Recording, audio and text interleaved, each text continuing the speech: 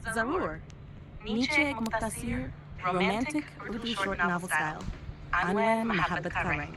लाहौर की असर दिशाओं में जब धुंध आसमान से ज़मीन तक आती है, तब यूनिवर्सिटी के पुरानी इमारतों के बीच बैठे इनम और फहद की कहानी शुरू हुई। अनम एक संजीदा और खुददार लड़की जिसकी आंखों में ख्वाब थे, मगर जिंदगी ने उन्हें धुंधला दिया था। फहद एक हंसता खेलता जिंदा दिल नौजवान जो मोहब्बत को दिल की इबादत मानता था। पहली मुलाकात में हज़ार इत्तेफाक थी, एक किताब की तलाश में यूनिवर्सिटी लाइब्रेरी के कोने में।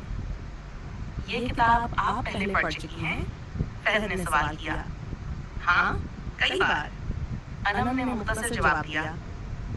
फिर शायद मुझे भी पढ़नी चाहिए ताकि मैं भी जान सकूं कि आपको क्या पसंद है। फहद मुस्कुराया।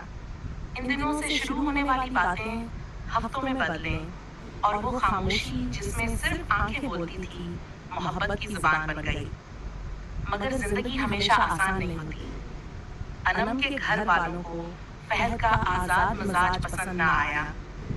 हम तुम्हारा भला चाहते हैं, वालिदा ने कहा, और वो लड़का तुम्हारे काबिल नहीं। अनम ने फहद से दूरी इख्तियार कर ली, खामोशी से। महीने बीत गए। लाहौर की वही सर्द शामें अब अनम के दिल में मजीद सर्दी ले आईं।